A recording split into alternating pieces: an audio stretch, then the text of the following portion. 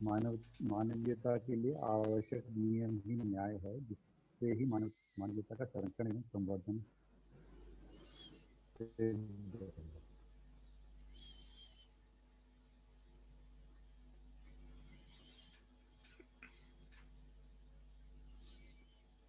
व्यवहार का नियंत्रण न्याय से विचार के साथ सत्य से संबंध है।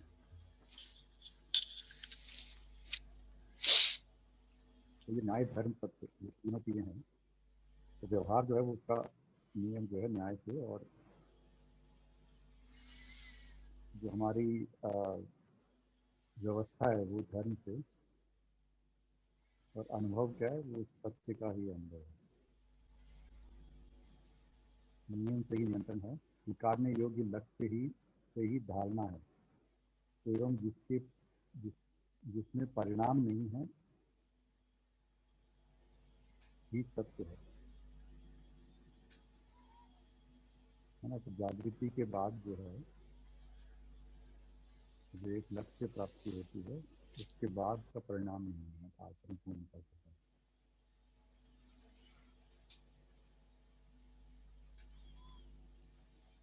और ये आगे जो लक्ष्य दिया हुआ है, ये जो मानव जो जीवन लक्ष्य है सुख का जो है, तो जन्म से ही स्वीकार होता है। इसमें ऐसा नहीं कि हमें कुछ करना है उसके लिए,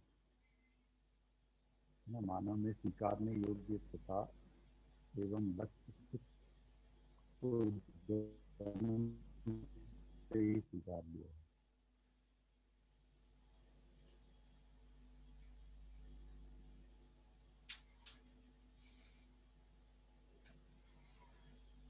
आगे तक सकती है, सूक्ष्म भेद से ही स्वीकृति अथवा स्वीकृति है। तो हम स्थूल तो जो स्थूल संसार है वो, और सूक्ष्म जो हमारे जो भैया आपकी आवाज बहुत कम आ रही है। हमारे एक मिनट में एक सेकंड में ना अपना दूसरा हेडफोन लगाता हूँ। हाँ हाँ।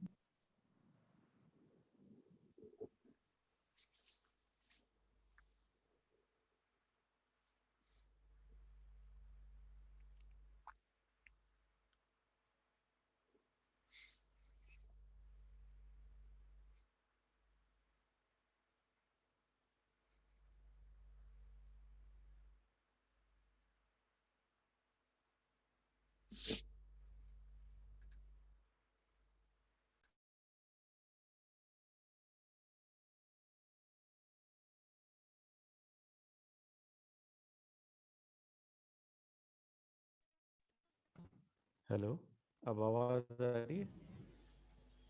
बेहतर है पहले से। अच्छा, पढ़ा था ना कारण, है ना। तो स्थूल तो बाहरी जो संसार है वो हो गया। सूक्ष्म जो है वो हम जो मन वृत्ति है, और जो चित्त और बुद्धि और आत्मा वो कारण हो गया। महाकारण जो हो गया वो व्यापक है। तो जिस तरफ हमारा ध्यान रहता है उसकी हिसाब से विकृति या सुकृति है ना। और विज्ञान और विवेक से हम जब ये संपन्न हो जाते हैं, विकृति सुकृति थोड़ा और एक्सप्लेन करेंगे, विकृति क्या होती है? विकृति सुकृति मतलब हम जो भी कृति करते हैं इस संसार में ना, अच्छे के लिए हो रहा है या बुरे, मतलब बुरे के लिए हो रहा है। जो भी हम क्रिएट कर रहे हैं अपने विचारों से, है ना। अगर हमारा जो ध्यान है वो बाहरी संसार पे है ज़्यादा, है ना, तो उसमें विकृति है ना। जो हम जैसे जो पहले भी हम डिस्कस कर चुके हैं ना कि सामान से सम्मान पाने की कोशिश, है ना। तो ये एक तरह की विकृति है ना।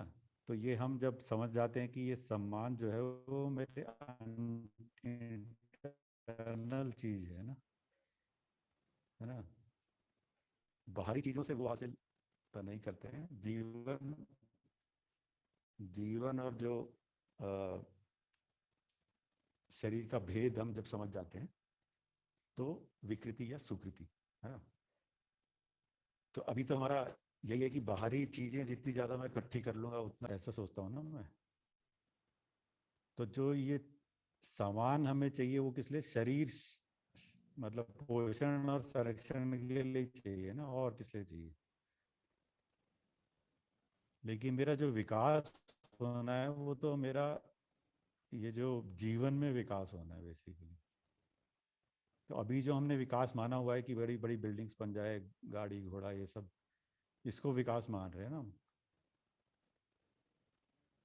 अभी विकास जो यहाँ पे प्रस्तावित है वो की है कि आपके जीवन का विकास, जीवन जागृति की ओर जो विकास है वही विकास है ना। सूक्ष्म जो ध्यान है, स्थूल चीजों की तरफ ज्यादा ध्यान है, तो सुकृति मतलब जो जो मैं करता हूँ, मतलब वो अगर सूक्ष्म क्रियाओं की तरफ है तो वो सुकृति होगा, उससे जो आउटपुट निकलेगा वो उस व्यवस्था में ही होगा। ठीक हो गया दीदी? हाँ जी भैया, हाँ बढ़िया।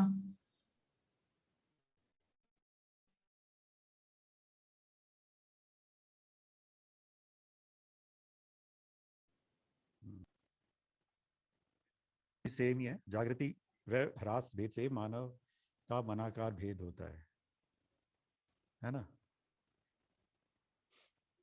तो जो मानव की हमने परिभाषा देखी थी,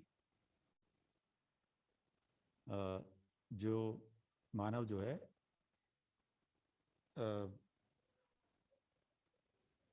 एक तो मनाकार है और एक मनस्वस्थता का आशावादी है ना।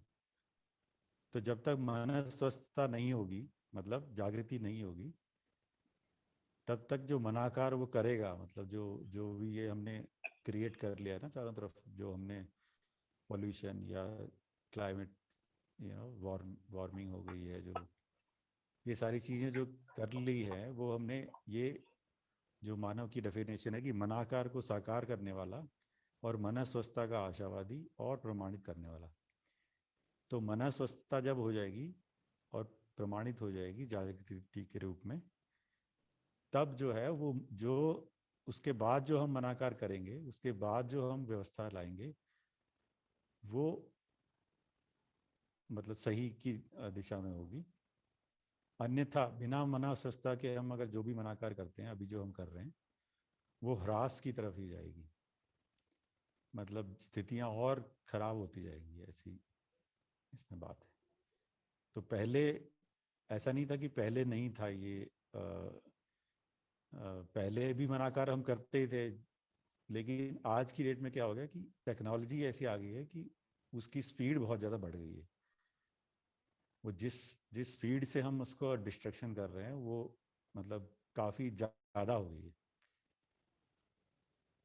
तो वही इसमें दिया हुआ है। नमस्ते सभी को। नमस्ते जी।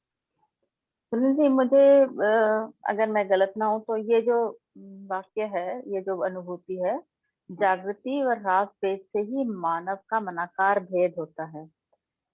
तो हम इसको ऐसे भी देख सकते हैं कि हमारे ये मानव की जागृति है या उसकी विकृति है, मतलब दुष्कृति है। वो शरीर मूलक जी रहा है या आत्मा मन में उसको एक संगीतमयता के साथ में जी रहा है और जागृत हो गया है। उसी हिसाब से वो अपना मनाकार, मन में जो आकार बनते हैं जीने के, वो अपने आप से बनाता है। तो वो जागृत मानव के अलग बनेंगे और अजागृत के अलग बनेंगे। क्या हम इसको ऐसे भी देखेंगे? जी जी दीदी, वही वही मैं कहने की कोशिश कर रहा था कि अभी जो अव्यवस्था है ना, वो हमारे मनाकार जो हमारा ठीक नहीं है ना, उसकी नहीं, वजह से इसको हम ऐसे अव्यवस्था। भी, वो दूसरे तरह से ऐसे कि हमारा हमारा विचार पक्ष और हमारा ठीक नहीं है, इसलिए हम मनाकार दूसरी तरफ सकते हैं। दोनों एक से मेरे ख्याल से रेसिप्रोकल हो जाते हैं, नहीं? जी दीदी। हम सोचेंगे सही तो हम करेंगे सही। हाँ, तो वो जागृति से ही सोचना ठीक होगा। सोचना ठीक होगा, तो सोचने का पक्ष पहले सही हो जाए तो फिर मनाकार अपने आप सही हो जाएगा, है जी ना। जी। और इसमें सुकृति का भी मेरे ख्याल से मतलब जागृति ही निकल के आता है।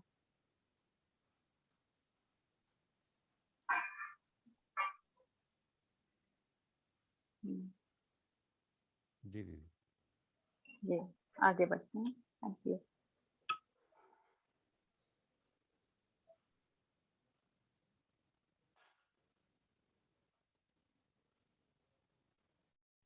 आसक्ति का एक बार देखना पड़ेगा, आसक्ति जो है ना, आसक्ति जो आया है, एक बार कोई आ, अगर उसमें देख ले डिक्शनरी में, परिभाषा में। आसक्ति मतलब किसी चीज पर निर्भर होना, किसी चीज को आदी हो जाना, हाँ, मतलब परिभाषा संहिता में उसकी क्या वजह बोल से। रहे हैं। हम्म,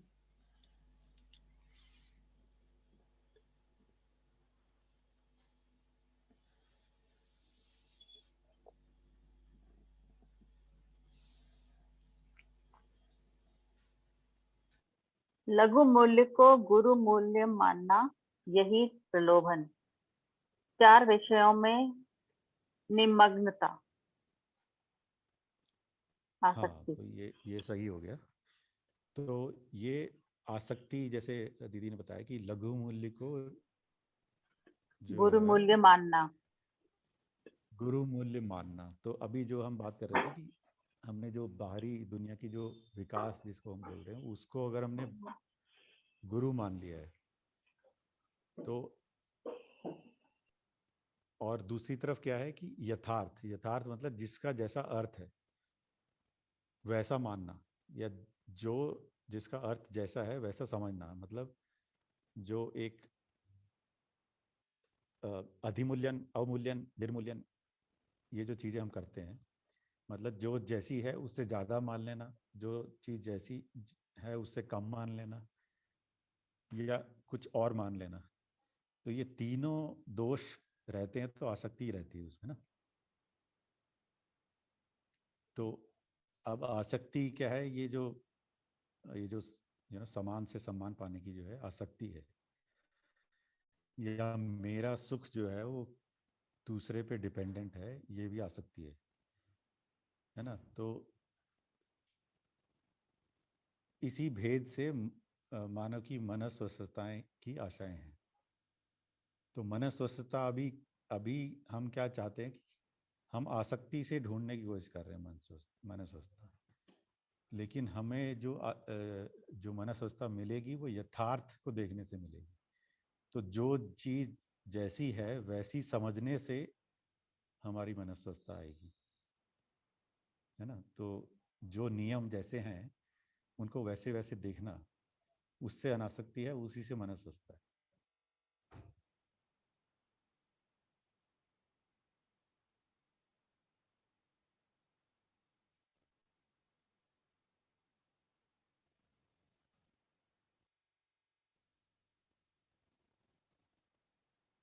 आशाएं भ्रम मुक्ति पूर्वक सार्वभौम व्यवस्था, अर्थ एवं काम के रूप में प्रलोभन, प्रत्याशा भेद से दर्शन शास्त्र, स्वीकृति व अनुकरण भेद से काव्य, जिस कार्य विचार व व्यवहार से कलेशोदय हो वह निषेध, तथा जिससे सुखोदय हो, यही विधि के रूप में स्वीकारी जाती है। दीदी एक बार आप बताएंगे इसका। कोशिश करती हूँ।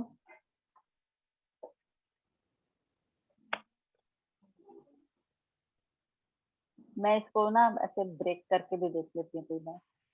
आशाएं ब्रह्म मुक्ति पूर्व सार्वभौम व्यवस्था के रूप में स्वीकारी जाती हैं, है ना।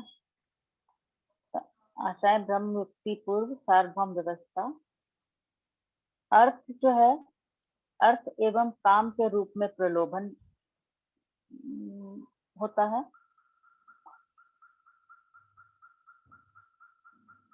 प्रत्याशा, प्रत्याशा मतलब प्रमाणित होने की आशा, प्रत्याशा भय से दर्शन, मतलब जो शास्त्र समझ में आता है, जो परमात्मा होने के लिए जो भी हमारी आशा है उसी हिसाब से हमें दर्शन स्वीकारने में आता है। क्या जो भी सामने पेश होता है, जो हमारी समझ में आना है, वो हमारे को प्रमाणित होने की आशा से ही समझ में आता है।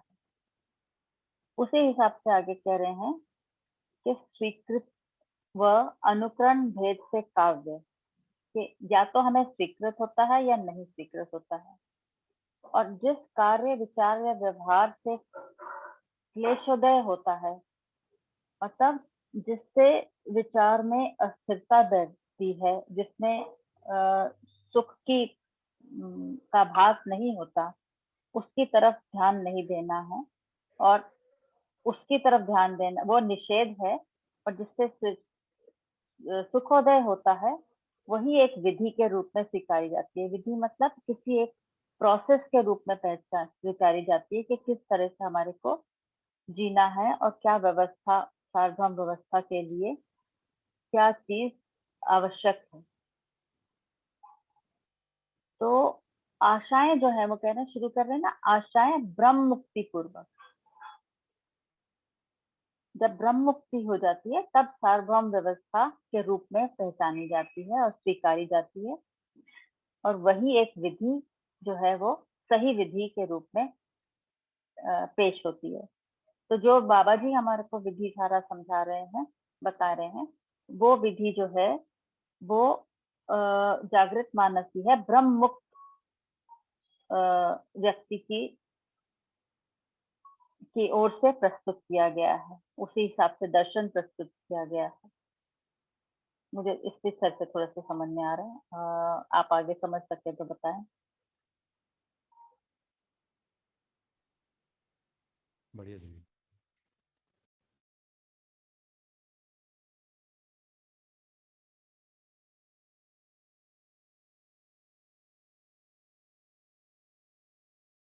इसमें आगे जैसे आशाओं की बात की है, आगे इसमें आगे अगली अगली होती है, प्राकृतिक एवं कृत्रिम वातावरण मानव के लिए अनुकूल या प्रतिकूल होता है।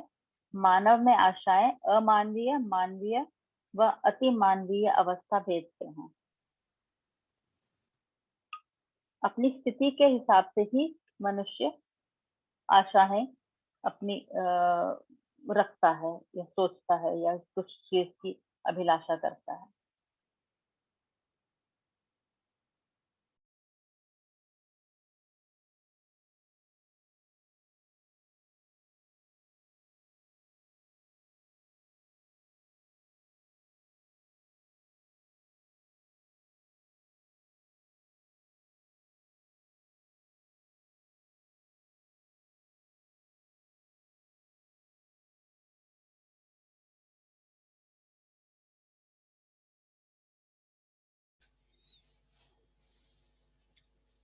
अगली अनुभूति। मैं थोड़ा अपने नोट्स पढ़ रही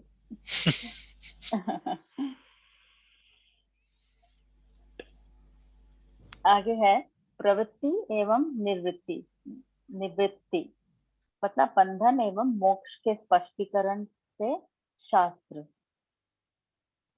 विहिता विहित भेद से आशाएं, विचार, इच्छा एवं ऋतंभरा है, जिसकी विवेचना, अध्ययन व प्रयोग करने का अवकाश एवं अवसर केवल मानव में है।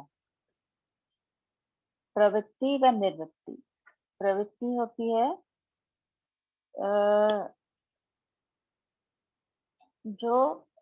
जो एक मूल में मानव में जो भी निहित जो भी शक्तियां हैं मानव की अपनी जो हैं, और वो जो है बंधन और मोक्ष से के स्पष्टीकरण से बने, या तो वो बंधन की स्थिति में है या वो मोक्ष की स्थिति में है। और बंधन किस प्रकार से होता है? बंधन है समझ में हमारी जो आशा बंधन, विचार बंधन, इच्छा बंधन के हिसाब से बात होती है।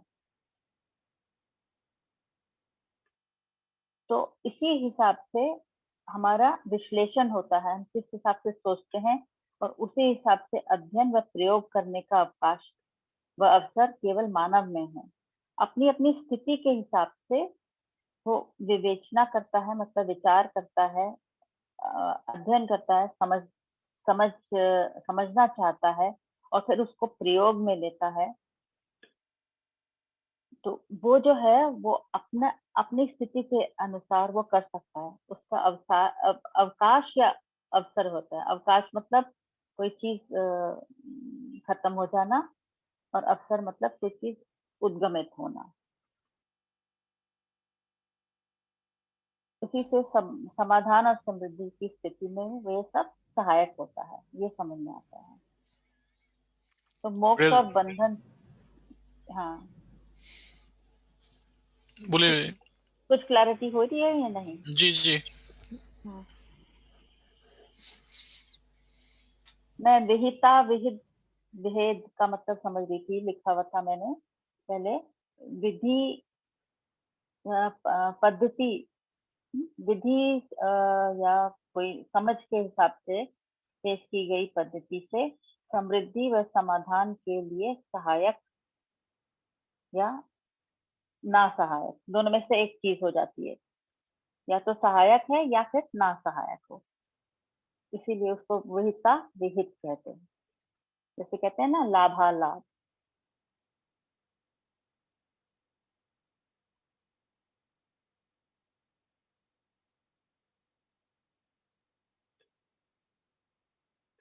हम इसको आगे भी हम नोट करके रख लेते हैं। हमारे साथ कभी जुड़ते हैं सुमेर सिंह जी, तब हम बात भी कर सकते हैं।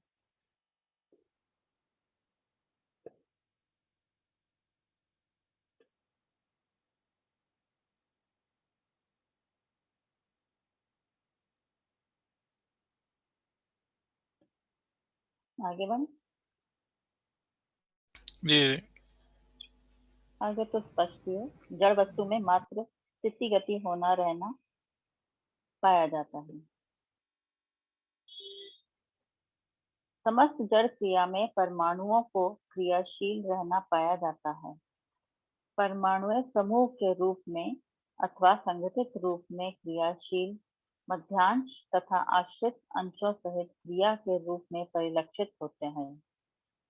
इसलिए ज्ञात होता है कि जड़ पदार्थ में क्रियाशीलता स्वतंत्र है।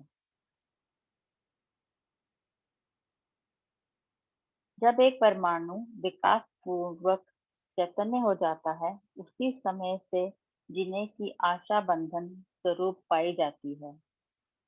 यह इससे सिद्ध होता है कि हर जीव जीना चाहता है। मानव बुद्धिजीवी विचारशील होने के कारण विचार, इच्छा, अहंकार अथवा संकल्प का प्रयोग वृत्ति, चित्त तथा बुद्धि द्वारा करता है। वृत्ति का बंधन विचार का बंधन है, जो स्वविचार को श्रेष्ठ मानने से है तथा इससे अमानवीय विचार का प्रसव होता है, क्योंकि मानव कल्पनाशील है। न्यायपूर्ण विचार से आशा बंधन एवं विचार बंधन से मुक्ति होती है। चित्त का बंधन इच्छा का बंधन है, जो स्वयं द्वारा किए गए चित्रण को श्रेष्ठ ब्रह्मवश चिंतन मानने से होता है। इससे अमानवीयता का पोषण तथा चिंता का जन्म होता है। धर्मपूर्ण चिंतन से अथवा चित्रण से इच्छा बंधन से मुक्ति होती है। भ्रमित मानव मान्यता पूर्वक चित्रण क्रिया से स्वयं को श्रेष्ठ मानने से इच्छा बंधन होता है। यही अभिमान है। सत्यबोध से परिपूर्ण संकल्प से ब्रह्म मुक्ति होती है। लोकासक्ति से, जड़ पक्ष से, विषय सुख, फलस्वरूप दुख एवं समस्या तथा आत्मबोध से सहज सुख की निरंतरता है। लोक परिणामवादी है, अतः उसका सुख भी क्षणिक है, इसलिए लोकासक्ति बंधन का कारण है। आत्मबोध अमर है व अपरिणामी है, इसलिए आत्मबोध का सुख शाश्वत है। आत्मबोध का तात्पर्य अनुभव बोध से है। अतः यह सिद्ध होता है कि जिसमें सुख की निरंतरता नहीं है, उसी में सुख पाने का प्रयास ही बंधन है, तथा जिसमें सुख स्वभाव है, उसका अनुभव ही मोक्ष है। भ्रमित इच्छा की पूर्ति के लिए क्रिया, ये आगे थोड़ा अलग है, थोड़ा बाद में देखते हैं।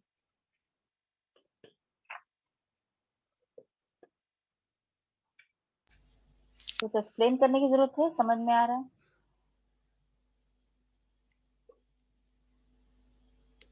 तो इस स्थिति जैसे इसमें बोला गया है कि परिणाम कहीं पर आया था परिणाम। हाँ, लोक परिणामवादी। अच्छा, सत्य सत्य बोध से परिपूर्ण सत्य है। हाँ, लोक परिणामवादी है, अतः उसका सुख भी क्षणिक है। लोकासक्ति, इससे पहले हम बात करें लोकासक्ति। लोकासक्ति मतलब जड़ पक्ष में आसक्ति, मतलब हम जब चार विषयों में ही जीते हैं तो हमारी शरीर मूलक आसक्ति हो जाती है। आसक्ति मतलब डिपेंडेंस। ये बात जैसे कही जा रही है वैसे समझ में तो आ रही है कि परिणाम होंगे तो सुख दुख जो है वो आगे आएगा ही, लेकिन उस स्थिति को कैसे बचा जाए, मतलब सॉरी, हाँ, अपरिणामी तो सृष्टि है नहीं जिस जहाँ पे हम जी रहे हैं। नहीं भैया, तो, इसको हम पहले जैसे हम समझ रहे हैं ना, पहले आप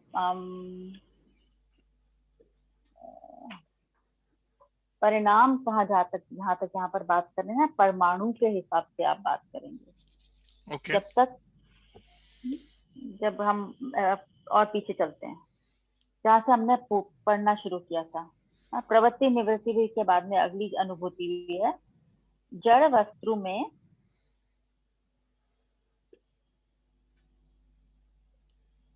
वस्तु में मात्र स्थिति गति होना रहना पाया जाता है। होना रहना पाया जाता है मतलब स्थिति गति ही पाई जाती है। स्थिति और गति मतलब हो गया कि एक उसकी स्थिति है और एक वो अपना एक प्रभाव प्रस्तुत करता है। उसके अलावा जड़ में और कुछ भी क्रियाएं नहीं हो रही होती हैं, तो वो एक दूसरे के साथ जुड़ता है और अगले स्थिति में आता है, वो बात है। तो मतलब एक फिर एक स्थिति बनती है, फिर एक गति बनती है, इस तरह से चलता चला जाता है। उसमें कोई एक स्थिरता नहीं आती। स्थिरता परमाणु में विकास में एक उस स्थिति में आती है जब वो चैतन्य पक्ष में आ जाता है। ठीक है, तो इसमें आगे कह रहे हैं, समस्त जड़ क्रिया में परमाणुओं को क्रियाशील रहना पाया जाता है। परमाणु समूह के रूप में अथवा संगठित रूप में क्रियाशील मध्यांश तथा आश्रित अंशों सहित क्रिया के रूप में परिलक्षित होता है। इसलिए ज्ञात होता है कि जड़ पदार्थ में क्रियाशीलता स्वतंत्र है। अभी हम इसको सिर्फ जड़ पक्ष के हिसाब से ही देखेंगे। या कोई भी मॉलिक्यूल है, उसमें एटम्स हैं, एटम्स में मध्यांश में अंश हैं और फिर उसमें आसपास में परिवेशों में अंश हैं, और वो उनमें अपनी एक एक्टिविटी होती रहती है, क्रियाशीलता हमेशा बनी ही रहती है। ठीक है, और वो जो है जहाँ पर हम कह रहे हैं कि स्वतंत्र है क्रियाशीलता, यहाँ पर किस बात को इंगित किया जा रहा है? इसमें क्या है कि वो अपने आप में अपने में एक स्वतंत्रता है। एक तरह का परमाणु जो है वो स्वतंत्र है। स्वतंत्र ऐसे है, स्वतंत्र का मतलब है अपने आप से स्वतंत्रित। स्वतंत्र का मतलब है अपने आप से स्वतंत्रित, मतलब इंडिपेंडेंट ऑफ और चीजों से, प्रभावों से इंडिपेंडेंट। वो स्वतंत्रित भी कह सकते हैं। हाँ, स्वतंत्रित। स्वतंत्र तो अभी भैया एक बात मैं और एक में जोड़ना चाह रहा हूँ कि ये जो अभी लिखा है ना कि जड़ वस्तु में स्थिति गति होना रहना पाया जाता है। तो अभी जो मानव में क्या प्रॉब्लम है कि होना समझ में नहीं आया अभी, तो रहना भी समझ में नहीं आया है। तो मानव जो है समझ के स्वतंत्र होता है, मतलब समझ के वो उसका होना उसको समझ में आता है, फिर उसका रहना सही हो जाता है, तब जाके वो स्वतंत्र होता है। जड़ में ये ऑलरेडी है, वो स्थिति गिति में ही रहता है, वो स्वतंत्र ही रहता है, स्वतंत्रित रहता है। अभी हमें स्व नहीं समझ में आया तो तंत्र, हम स्वतंत्र नहीं हो पाते। ये वही एक व्यवस्था का स्वरूप है, इसीलिए कहते हैं कि वो अपनी व्यवस्था में है, उसी को फॉलो करता है। हम्म। फिर आगे बढ़ते हैं। कहते हैं जब एक परमाणु विकास पूर्वक चैतन्य हो जाता है, उसी समय से जीने की आशा बंधन स्वरूप पाई जाती है। यह इससे सिद्ध होता है कि हर जीव जीना चाहता है। चैतन्य परमाणु एक शरीर धारण करता है, तब जीव शरीर का जीवावस्था का उत्पत्ति होती है। तो उसमें जब हम बात करें तो बात करें वहां पर उसका एक आशा बंधन जुड़ जाता है। वो भार बंध चैतन्य परमाणु बिल्कुल एक एक उसका परिणाम का अमरत्व हो जाता है। मतलब उसमें अब और कोई आदान प्रदान अणुओं का नहीं रहेगा, वो जैसा है वैसा ही बना रहेगा। तभी हम अमरत्व की बात करते हैं, तो कहते हैं भार बंधन से मुक्त हो जाता है और अणुबंधन से मुक्त हो जाता है। मतलब कोई गिनतियों में उसके कोई अंश नहीं बदलते और वो आशा बंधन से युक्त हो जाता है। तो जीवावस्था और फिर आगे चल के ज्ञान अवस्था के जो इकाइयां हैं, उनमें आशा बंधन बना ही रहता है। मानव बुद्धिजीवी विचारशील होने के कारण विचार, इच्छा, अहंकार अथवा संकल्प का प्रयोग वृत्ति, चित्त तथा बुद्धि द्वारा करता है। यही तो हम ज्ञान अवस्था की इकाई, इसीलिए हम इसको कहते हैं। वृत्ति का बंधन विचार का बंधन है, जो स्वविचार को श्रेष्ठ मानने से है तथा इससे अमानवीय विचार का प्रसव होता है, क्योंकि मानव कल्पनाशील है। इसीलिए वृत्ति का बंधन, विचार जो उसकी मानव में जब वृत्ति की क्रिया है, विचार की क्रिया, जब विचार का मतलब होता है, हो गया विचार का बंधन हो गया कि जब वो सोच लेता है कि जो मैं सोच रहा हूँ, जैसा मैं करना चाह रहा हूँ, वही एक बिल्कुल सही चीज है, और उसकी वजह से वो अपने आप को बांध लेता है। अब बंधन वो किसी के ऊपर थोप नहीं रहा है बेशक, लेकिन वो अपने आप स्वयं के जागृति के लिए वो एक बाधा बन जाती है। तो इसीलिए उसको कहते हैं विचार बंधन। और इसी तरह से जब उसकी जब जो इच्छाएं होती हैं, कुछ इच्छाएं ऐसी होती हैं जो वो सोचता है कि मेरी मेरी ही इच्छाएं सबके लिए ठीक है, मैं जो सोचता हूँ वो श्रेष्ठ, जो भी मैं इच्छा रखता हूँ वो बिल्कुल श्रेष्ठ है, वो भी एक बंधन का कारण बन जाता है। तो वही कह रहे हैं, न्यायपूर्ण विचार से आशा बंधन एवं विचार बंधन से मुक्ति होती है। दीदी दीदी दीदी दीदी, यहाँ पर मेरे विचार में एक चीज आ रही है कि जैसे हम लोग जब कोई कोई कोई साइंटिस्ट है जो कि कोई डिस्कवरी कर रहा है, तो वो तब तक डिस्कवर तक नहीं कर पाएगा जब तक कि उसको अपना कन्विक्शन नहीं होगा या अपना विचार को वो श्रेष्ठ विचार के तौर पे नहीं देखेगा। तो ये चीज वहां पे कैसे फिट होगी एक्चुअली, मेरा तो कहने का मतलब। जी। वो उसको फिर वो एक्सप्लोर करेगा ना, हम्म। उसको पूरी पूरी तरह से उसको परीक्षण निरीक्षण करके देखेगा कि ठीक बैठ रही है कि नहीं बात रहती है। उतना तो खुलापन रखेगा तब तो हो जाएगा। अगर वो उसको उसके लिए रिजिड होके बैठेगा तो फिर वो भी प्रोग्रेस नहीं कर सकता। और उसके लिए प्रमाण भी प्रस्तुत करेगा ना, वो कुछ एविडेंस प्रस्तुत करेगा कि भाई ये ऐसे होता है। तो साइंस का तो मेथड ये है कि एक आदमी जो कर सकता है वो दूसरा आदमी भी वो कर सकता है, वही प्रोसेस फॉलो करके, जी। है ना। तो वो तो एक तो जड़ पक्ष की बात होगी, क्योंकि साइंटिफिक जितनी भी स्टडीज हुई हैं वो जड़ पक्ष की बात है ना। हम्म। लेकिन ये अब हम ह्यूमन जो जो जीवन की हम बात कर रहे हैं ना, तो उसका प्रोसेस यहाँ पे हम डिस्कस कर रहे हैं ना।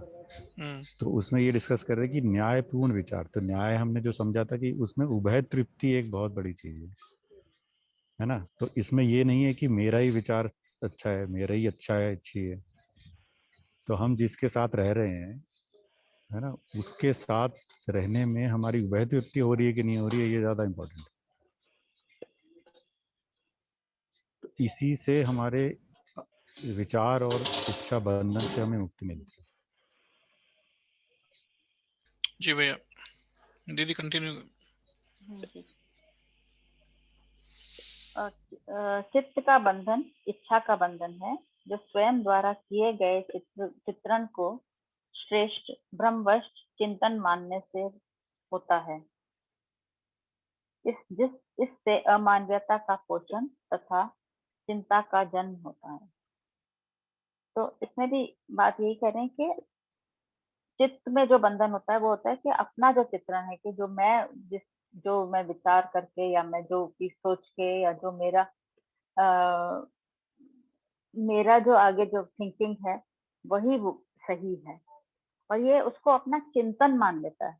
मतलब ये हुआ कि अभी बिना पहचाने एक प्रोजेक्शन के रूप में प्रस्तुत कर देता है। और यही बातें बहुत कुछ उसमें भी आती हैं कि जो लोग एक अपने लोगों को लीड करते हैं, तो वो अपने आप से एक धारणा सबके सामने पेश करते हैं और फिर लोग उसको फॉलो करते हैं। तो वो धारणा सही है या नहीं है, उसकी जांचे बिना, न्यायपूर्ण है कि नहीं है उसकी जांचे बिना अगर किया जाता है, धर्मपूर्ण है कि नहीं किया जाता है, तो वो फिर पूरी तरह से सबके लिए सही नहीं होती। इसीलिए उसको बंधन के रूप में भी पेश किया जाता है। जहाँ सारी फिलोसफीज वगैरह जो हुई वो विचार बंधन के उसमें हुई है, और वो बिना बिना जांचे अगर पेश कर दी और किसी ने उसको फॉलो किया, तो वो सही रास्ते में, न्यायपूर्ण रास्ते में जाएगा नहीं जाएगा वो पता नहीं चलता।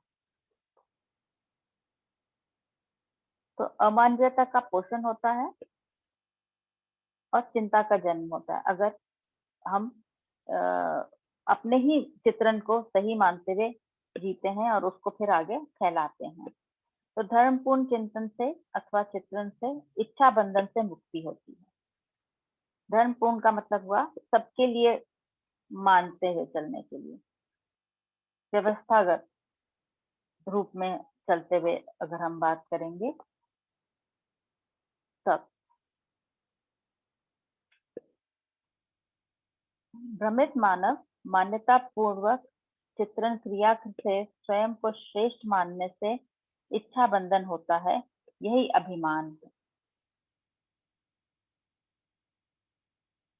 जो मैं कह रही थी ना, लोग आपको जैसे अलग अलग अलग अलग सभाएं, अलग अलग सेक्ट जैसे पैदा होते हैं, तो सब अपने अपने विचारों को वो लेके आगे बढ़ते हैं, और वही वही एक अल्टीमेटली ह्रास की स्थिति में पहुंच जाते हैं स्वयं। हमारे इसमें को आजकल तो बहुत नजर आते हैं इस तरह के। हाँ, इसमें जीवन विद्या का भी एक एग्जाम्पल ले ही सकते हैं हम, कि जैसे मान ले कि हम परिवार में हम एक ही हैं जो हम अध्ययन कर रहे हैं इसके बारे में। एक बार ऊपर करिएगा भैया, ऊपर वाला जो आ रहा है। हाँ, नहीं नहीं वो लास्ट वाला है। तो अभी जो हम अभी मान लो कि अभी हमें अनुभव तो है नहीं, तो अभी हमारे जो चित्रण मतलब जो बनने शुरू हुए हैं वो व्यवस्था के, हम सोच रहे हैं कि हाँ ऐसा होना चाहिए, वैसा होना चाहिए। अब हो सकता है हमारे परिवार में ही और लोग हों जो कि नहीं इसका अध्ययन कर रहे हैं, ना इसको समझ रहे हैं। तो अब इसमें ऐसा नहीं है कि भाई मैं जो सोच रहा हूँ वही श्रेष्ठ है ना। तो वो कैसे सॉल्व होगा कि वो धर्मपूर्ण चिंतन से है, कि मतलब जो भी और लोग हैं जो कि नहीं भी समझते हो इस मतलब विचार से नहीं भी जुड़े हुए हो,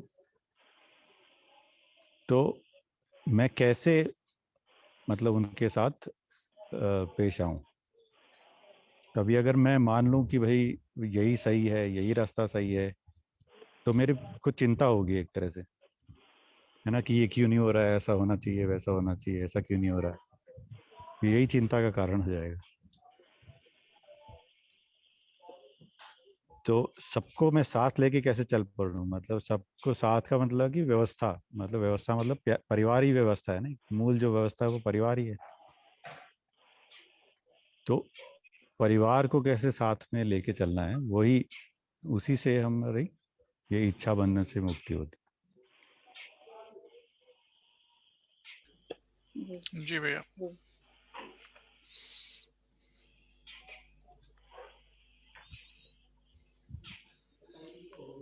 सत्य बोध से परिपूर्ण संकल्प से ब्रह्म मुक्ति होती है।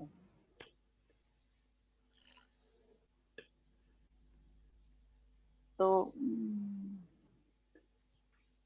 वही अवधारणाएं हमारी जब हमारी पूरी होती हैं, हमें सब समझ में आ जाता है।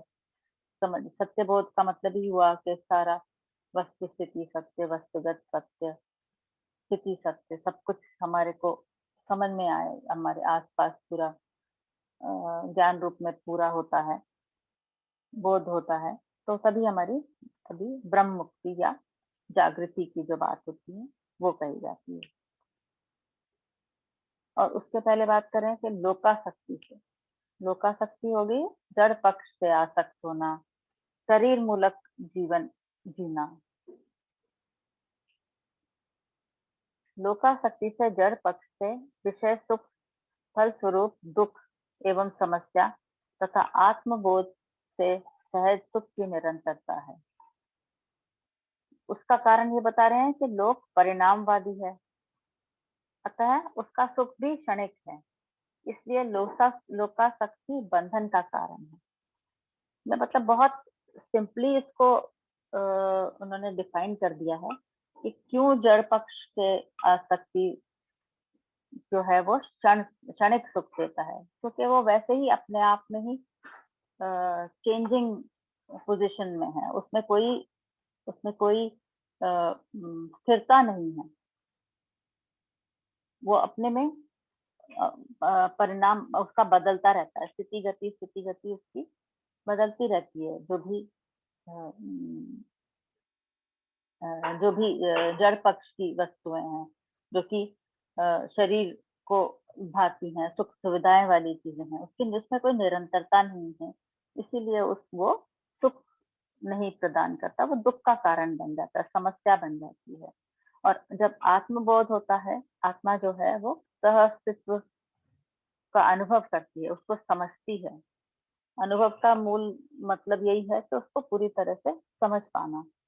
समझती है तो सुख की एक निरंतरता बन जाती है। लोक परिणामवादी है, अतः उसका सुख भी क्षणिक है, इसलिए लोकासक्ति बंधन का कारण है। आत्मबोध अमर है, वह अपरिणामी है, इसलिए आत्मबोध का सुख शाश्वत है। आत्मबोध का तात्पर्य अनुभव बोध से है। अतः यह सिद्ध होता है कि जिसमें सुख की निरंतरता नहीं है, उसी में सुख पाने का प्रयास ही बंधन है। अतः जिसमें सुख स्वभाव है, उसका अनुभव ही मोक्ष है।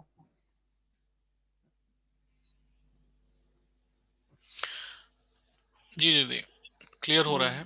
तो आत्मबोध जो है, जब हम नेचर में बैठते हैं, मतलब सारी सारी जो गुत्थी है वो यही है कि आत्मबोध का अनुभव कैसे हो। अध्ययन के माध्यम से तो हम समझ डेवलप कर ही रहे हैं अपनी, और कोई प्रैक्टिकल? नहीं, अब बाबा जी ने इसको 2-3 तरीके से ही बताया है। 2 या 3, मुझे तीसरा समझ में नहीं आ रहा। अनुसंधान और अध्ययन के हिसाब से बताया है। अनुसंधान मतलब अपने आप से ही एक नया तरीका ढूंढा जाए, like kind of discover it yourself वाला हिसाब।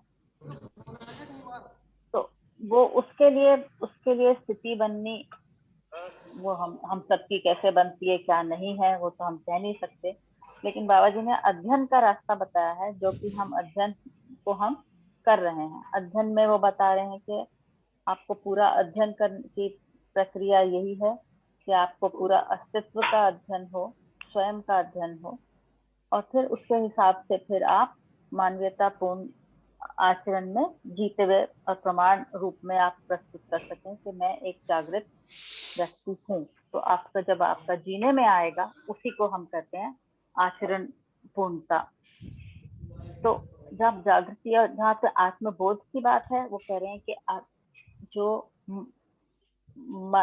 जो जीवन है, जीवन के मध्यांश में आत्मा बोध, बुद्धि, फिर चित्त, वृत्ति, मन, ये जो चारों परिवेशों में जो एक जीवन है, तो उसमें जीता हुआ सारे अपने जो परिवेशों हैं उनको उनमें एक संगीतमयता लेते हुए आते हैं। मतलब कोई भी तरह का कॉन्फ्लिक्ट ना हो। कॉन्फ्लिक्ट कैसा हो? कॉन्फ्लिक्ट जब नहीं होगा तभी एक स्थिति ऐसी पैदा होती है जब आत्मा जो है वो सह अस्तित्व का अनुभव करती है। सह अस्तित्व मतलब कि अस्तित्व जो है वो एक कोएग्जिस्टेंशियल एक पूरा है। वो कैसे है कोएग्जिस्टेंशियल? दो सह अस्तित्व दो रूप में समझ में आता है। एक तो समझ में आता है कि व्यापक है और व्यापक में इकाइयां हैं, और व्यापक में होने से ही सारी इकाइयां क्रियाशील हैं। और दूसरा समझ में आता है कि जो सारी इकाइयां हैं आपस में एक दूसरे के साथ रहते हुए जीते हुए उनका उनका जो अस्तित्व है वो उसी से बना हुआ है। अकेले में कोई कार्यक्रम नहीं है। दोनों रूप में उसको नजर आता है कि वो क्योंकि व्यापक में है, सब आपस में ही एक दूसरे से जुड़ी हुई है। तो जब संगीतमयता कैसे समझ में आती है कि मन जो है वो सबसे आउटर परिवेश है। आउटर होने से उसका सबसे पहले कांटेक्ट बनता है आपका शरीर के साथ और बाकी नैसर्गिकता के साथ, बाकी सारे तीनों अवस्थाओं के साथ में। तो वो बाकी अवस्थाओं का के साथ कार्य करता है, और जो बाकी चौथी अवस्था जो ज्ञान अवस्था की और इकाइयां हैं उनके साथ में व्यवहार करता है। और जब कार्य व्यवहार करता है तो मन अगर अपनी ही चलाएगा तो एक दुख की स्थिति होती है। अगर वृत्ति के हिसाब से काम करेगा, मतलब अच्छे से तुलन विश्लेषण करते हुए काम करेगा कि क्या चीज न्याय धर्म सत्य की दिशा में है, वैसे काम करेगा, तो मन जो है वो सुखपूर्वक जो जीवन जो है वो सुखपूर्वक काम करेगा। तो उसी हिसाब से वृत्ति जो है जब चित्त के अनुरूप काम करेगी तो एक शांति की स्थिति पैदा होती है। जब चित्त जो है वो बुद्धि के अनुरूप काम करेगा तो एक संतोष की स्थिति पैदा होगी। और जब बुद्धि जो है वो आत्मा के अनुरूप काम करती है तो एक बिल्कुल आनंद की स्थिति पैदा होती है। तो वो जो है चीज जिसमें आत्मा जो है वो सहअस्तित्व का अनुभव करती है। अनुभव करने का मतलब उसको समझती है, उसी के अनुरूप हो जाती है, अनुरूप रहती है, उसको हम कहते हैं एक जागृत स्थिति। एक मानव जो है वो उस स्थिति को पाने वाला तो हम जागृत मानव के रूप में कहते हैं। अब जो भी वो जीता है, वो जैसे भी अब आगे, ये तो नहीं है कि जीवन यात्रा समाप्त हो गई, नहीं। अब जो भी उसकी जीवन यात्रा आगे चलेगी वो एक लय में चलेगी। अब वो कुछ भी अपने जो सारे चिंतन के साथ में जो भी चित्रण बनेगा, उसके बाद में जो चित्रण बनेगा, आशा, विचार, इच्छा, सारी की सारी एक जागृति उसमें होगी। कोई भी चीज न्याय धर्म सत्य के विरुद्ध नहीं होगी, नियंत्रण संतुलन के विरुद्ध नहीं होगी, तो एक संगीतमयता जीवन में रहती है। तो यही बाबा जी ने बताया है कि यही एक तरीका, सिंपल तरीका बताया है एक जागृति पाने का और जागृत जीवन जीने का। जी दीदी, धन्यवाद।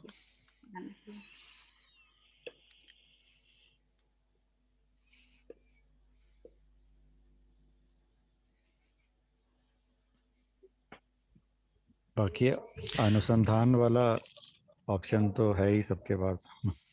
जैसे बाबा जी ने पहले साधना किया पूरा 25 साल मेरे ख्याल से उन्होंने साधना में लगाए, 5 साल फिर अध्ययन में लगाए। ये अध्ययन उन्होंने प्रकृति से डायरेक्ट किया और अब जी। वही चीज हम किताब से कर रहे हैं। जो उन्होंने अध्ययन किया वही उन्होंने किताबों में लिखा। तो अगर इससे भी नहीं बात बनती है तो अनुसंधान वाला या जो साधना वाला रास्ता है वो भी ओपन है। मतलब बाबा जी ने भी काफी बार इसको कहा है और ये भी पॉइंट आउट किया है कि जो समाधि जो करते हैं ये उसका जो उसका एक वो नहीं है, निश्चित नहीं है कि होगी आपको समाधि साधना जो करते हैं। तो एक बार शायद ऐसा ही प्रसंग आया था कि मेरा तो तुक्का लग गया इस टाइप से। तो उन्होंने हमेशा ही कहा है कि ओपन है आपके लिए, कैसे भी आप करो। ये एक बहुत ही मेरे को तो काफी मतलब इजी या कि अल्टीमेटली तो समझना ही है ना। तो समझना अंधेरे है में और तीर मारने से जीना अच्छा है। है तो सबसे बड़ी कुछ। बात आती है जीना। राइट, आई थिंक एक डिस्टिंक्शन है यहाँ पर कि अगर हम जैसे अभी जो दीदी ने बताया समझाया और जो हमारे इसमें अध्ययन में है भी कि एक एक एक्शन ओरिएंटेड है जहाँ पे कि हमें मानवीयता पूर्ण जीना बनता है, और दूसरा रास्ता है कि हम गुफाओं में कंदराओं में बैठ जाएं और योग तप और जाप करें, और उससे फिर अपने जो भी अनुभव है, जो भी कुछ है वो जो साधना का जो रूप है वो भी है।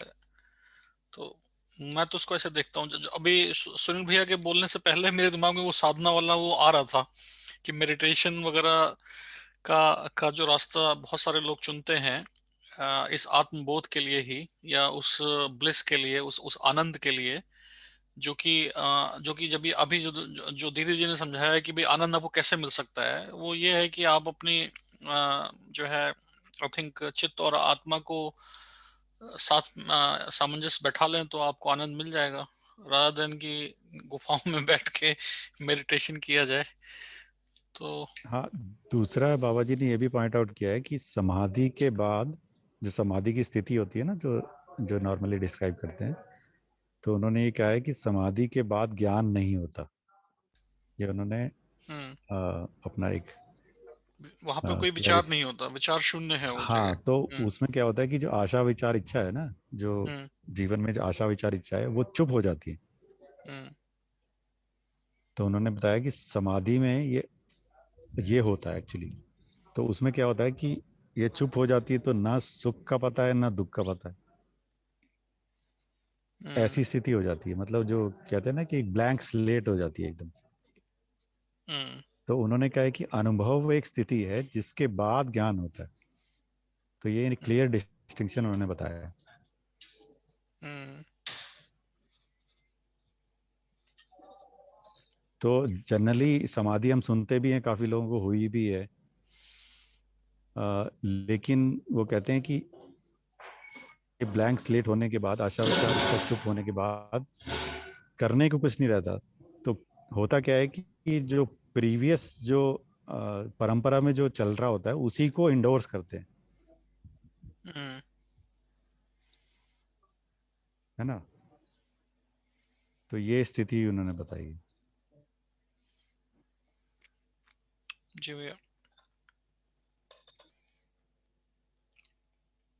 और किसी की कोई क्वेरी ये कुछ जो देखना आपने चाहते हैं। बोला था कि परंपरा में जो चल रहा है इसको एंडोर्स करते हैं, मतलब उसका क्या मतलब है आपका? मतलब जैसे जैसे हमारी जो जो धर्म परंपराएं हैं उसमें जो चीजें बताई गई हैं उसी का दोबारा मतलब उसी को कंटिन्यू करते हैं, उसी को बताते हैं लोगों को। तो ज्ञान जो है, जो जो ज्ञान यहाँ पे डिस्क्राइब किया है वो तीन ही ज्ञान है ना। जीवन ज्ञान है ना, मानवीयतापूर्ण आचरण ज्ञान है ना, अस्तित्व दर्शन ज्ञान, ये तीन ही चीज है ना। तो ज्ञान को उन्होंने एकदम परफेक्टली डिफाइन कर दिया है। तो जीवन ज्ञान होना, अस्तित्व दर्शन ज्ञान होना, अस्तित्व कैसा है क्यों है, जीवन कैसा है क्यों है, और मानवीयतापूर्ण आचरण कैसा है, ये तीनों डिफाइन कर दी। अब जो हम परंपरा में हम जो सीखते हैं वो कैसे सीखते हैं, वो जनरली होता है कि ये करो ये ना करो। वो वाली पद्धति इसमें नहीं है। इसमें जी है कि ये चीज है, करना जो है आपके ऊपर डिपेंड है। आप मतलब ये अगर आप समझ जाओगे तो करना अपने आप ही ठीक हो जाएगा आपका। जी। इसमें एक मेजर डिफरेंस है। करने वाली कोई भी बात इसमें नहीं कही है कहीं पे भी बाबा जी ने कि ऐसा करो, ऐसा समझो, ऐसा मतलब समझो भी ऐसे डायरेक्टली नहीं कहा कि समझो। ये अनुसंधान है और हमें क्या करना है, हमें शोध करना है इसका। तो एक डिस्कवरी हुई है, उस डिस्कवरी का रिसर्च करना है हमको। तो हम जो भी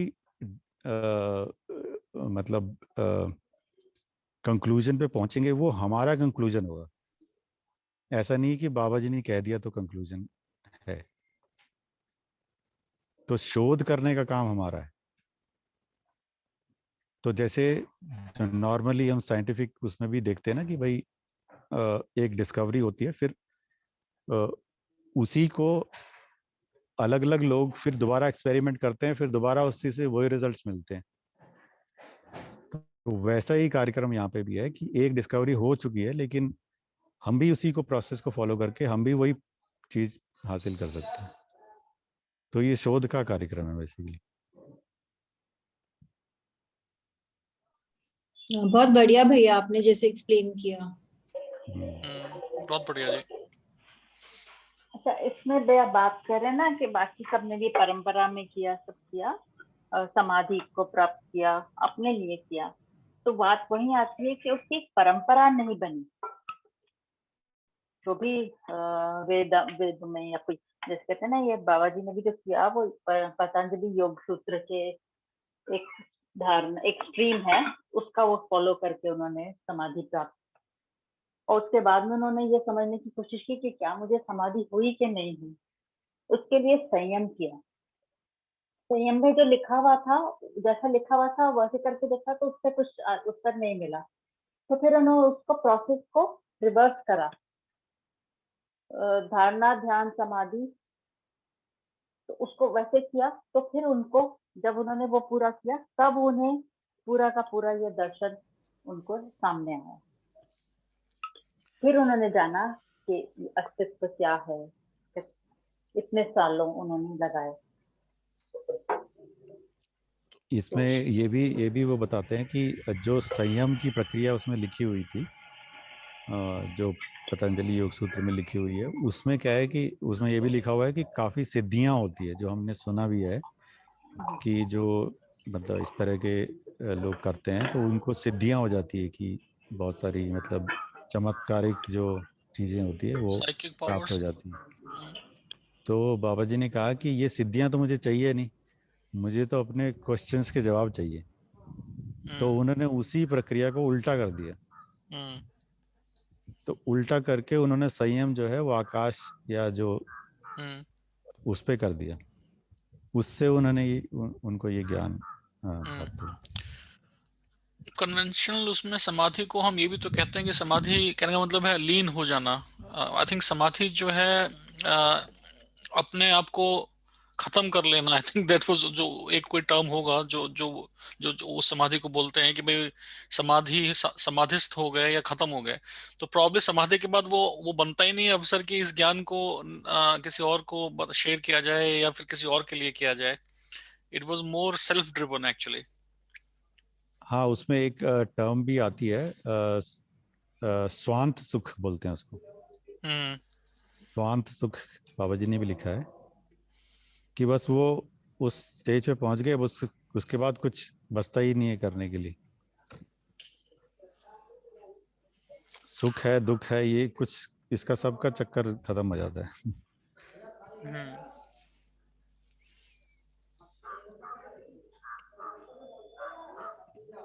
मतलब खुद को मोक्ष खुद के लिए कर लो, आप खुद आप हो जाओ, और बाकी फिर चिंता नहीं करनी बाकी मानव की।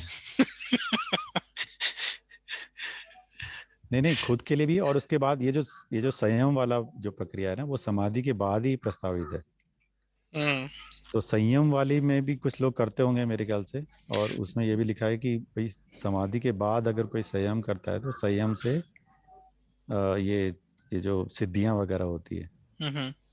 तो अब बाबा जी को समाधि हुई, उसके बाद उन्होंने कहा कि अब मुझे सिद्धियां नहीं चाहिए। हम्म। संयम की प्रक्रिया में सिद्धियां लिखा होता है, मुझे सही सिद्धियां नहीं चाहिए, मुझे तो अपने प्रश्नों के उत्तर चाहिए, जो कि समाधि के बाद भी मुझे नहीं मिले। तो उन्होंने ये अपना ही फॉर्मुलेशन करके संयम को उल्टा करके किया, तो उनको ये अनुसंधान या ज्ञान प्राप्त हुआ।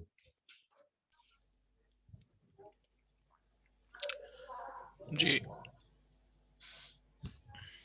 तो आप बात कर रहे हैं ना समाधि की, और समाधि में क्या हुआ। तो मैंने कहीं कुछ पढ़ा था बुद्धिज्म में। तो एक उसमें पूछा गया बुद्धा से कि what did you gain out of the samadhi and sadhana that you did. So he says, I did not gain anything at all, hmm. but I lost anxiety, I lost anger, I lost the fear of death and disease. मतलब वही सबको उससे दुखी होके है ही तो वो समाधि करने गए थे, लेकिन उन्होंने बोला वो मेरे को वो सारा कुछ मेरे को मुझसे छूट गया। हम्म। तो बाबा जी ने भी जैसे कहा ना कि समाधि के समय आशा विचार इच्छा सब चुप हो गई, एक शून्य की स्थिति आ गई। हम्म।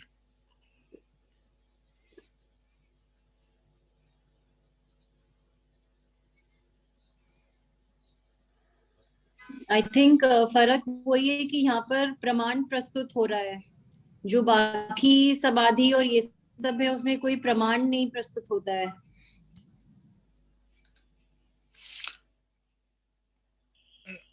हम्म। जो और लोग उन्होंने बताया मेडिटेशन करते हैं उनको तो फील होता है कि दे फील रिलैक्स्ड, और मतलब अब कहाँ किस लेवल पर जाके वो उस आनंद की प्राप्ति करते हैं, ये तो वही समझ सकते। आनंद की प्राप्ति का मतलब होता है एक निरंतर आनंद का, जो फिर अगर मेडिटेशन करते हैं, मेडिटेशन के बाद में आपने 1 घंटा लगाया, वो स्थिति कब तक मेंटेन रह सकती है, वो जिसने मेडिटेशन किया वो ही बता पाएगा। हम्म। और दूसरा ये भी है कि अच्छा लगना और अच्छे होने में फर्क हम्म। होता है ना। हम्म। मुझे मतलब अच्छा लगता है कि मैं मेडिटेशन करता हूँ, पर दुनिया में क्या बदल जाएगा इससे, है ना, कि व्यवस्था हो जाएगी क्या, बिल्कुल। सस्टेनेबिलिटी हम इस पे रह पाएंगे क्या।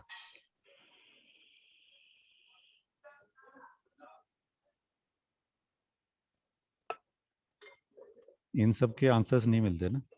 जी भैया। इसीलिए ये विकल्प रूप में समझ में आता है कि इसमें से शिक्षा शिक्षा के द्वारा इसमें सब तक पहुंचाया जा सकता है।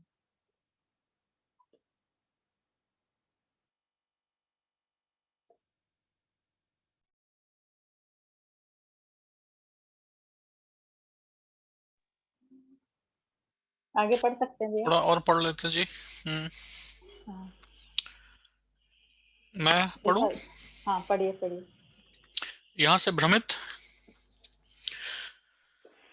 भ्रमित इच्छा की पूर्ति के लिए क्रिया तथा क्रिया की पूर्ति के लिए भ्रमित इच्छा निरंतर व्यस्त है, जिसकी पूर्ति नहीं है। इच्छा एवं क्रिया के सम्मिलित स्वरूप की लोक संज्ञा है। जिसकी पूर्ति नहीं है, जो पूर्ण नहीं है, उसकी पूर्ति के लिए, उसकी पूर्ति के प्रति और पूर्णता के प्रति जो हठवादी इच्छाएं हैं, उसकी मृग तृष्णा तथा भ्रांति संज्ञा है, जो बंधन है। मृग तृष्णा अथवा भ्रांति का निराकरण सह अस्तित्ववादी दर्शन से ही संभव है। इकाई का ही दर्शन है और इसके लिए इकाई के रूप, गुण, स्वभाव और धर्म का अध्ययन अनिवार्य है। संपूर्ण सृष्टि का कुल अध्ययन जड़, चैतन्य तथा व्यापकता के संदर्भ में ही है। यही भौतिक, रासायनिक एवं जीवन क्रिया के रूप में स्पष्ट है। संपूर्ण सृष्टि का अध्ययन मानव ने कुल 6 दृष्टिकोणों से किया है: प्रिय, अप्रिय, हित, अहित, लाभ, अलाभ, न्याय, अन्याय, धर्म, अधर्म और सत्य, असत्य। शुकांक्षा के आशय, आशय से आवश्यकता, आवश्यकता से अध्ययन, अध्ययन से क्षमता, क्षमता से दृष्टि, दृष्टि से दर्शन तथा दर्शन से स्पष्टीकरण तथा स्पष्टीकरण से निश्चित योजना है। मानव में अर्थ तथा काम के प्रलोभन से ही प्रिय, अप्रिय, हित, अहित तथा लाभ, अलाभ दृष्टियां क्रियाशील हैं। साथ ही धर्म तथा मोक्ष के संकल्पों से न्याय, अन्याय, धर्म, अधर्म तथा सत्य, असत्य दृष्टियां क्रियाशील हैं। ब्रह्म मुक्ति ही मोक्ष है। मानवीयता तथा अतिमानवीयता से समृद्ध होने के लिए मोक्ष व धर्म के प्रति इच्छा एवं जिज्ञासा होना आवश्यक है। भ्रमवश सुविधा संग्रह प्राप्ति के लिए की गई प्रारंभिक तैयारी ही प्रलोभन है। सार्थक प्राप्ति के संभावनात्मक विचारों की आशय, जिसकी उपलब्धि के बिना तृप्ति संभव न हो, उसे आवश्यकता संज्ञा है। अधिष्ठान यानी आत्मा एवं अनुभव की साक्षी में स्मरण पूर्वक किए गए क्रिया, प्रक्रिया एवं प्रयास को अध्ययन संज्ञा है। जो जितने पात्रता से संपन्न है, वह उसकी अहर्ता, अहर्ता द्वारा की गई रीति से दृष्टि और दृष्टि द्वारा प्राप्त प्रतिबिंबन क्रिया की दर्शन संज्ञा है। क्रिया मात्र ही दृश्य है, जिसकी लोक संज्ञा है। दृश्य का दर्शन तथा अदृश्य यानी व्यापकता सहज अनुभव प्रसिद्ध है। सह अस्तित्व ही संपूर्ण दृश्य है।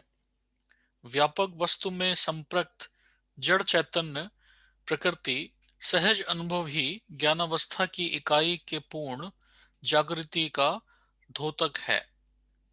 लोक तृष्णा से त्रस्त एवं इसमें व्यस्त समस्त प्रयत्नों में मानव को श्रम की पीड़ा ही है। इसलिए मानव ने श्रम की पीड़ा से मुक्त होने का यत्न भी किया है, जो मानव की क्षमता, योग्यता एवं पात्रता के अनुसार सफल अथवा असफल हुआ है। मानव ने अमानवीयता की समीक्षा तथा मानवीयता और अतिमानवीयता का अध्ययन करने का प्रयास किया है।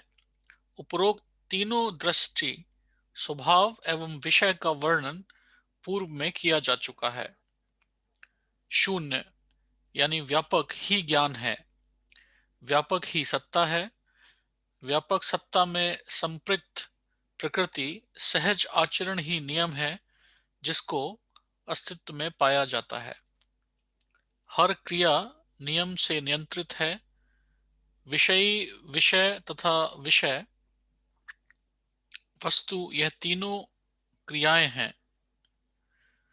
जड़ क्रिया को पाकर किए गए श्रम से विश्राम की प्रतीक्षा एवं प्रयास मानव ने किया है। यहां तक रखें। जी।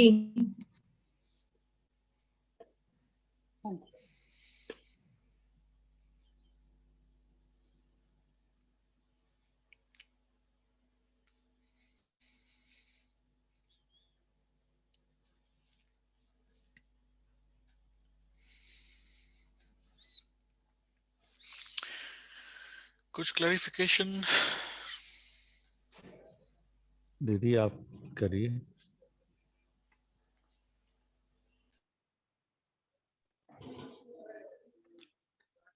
हाँ जी, क्या कहाँ से पूछना चाह रहे थे? भ्रमित इच्छा की पूर्ति के लिए।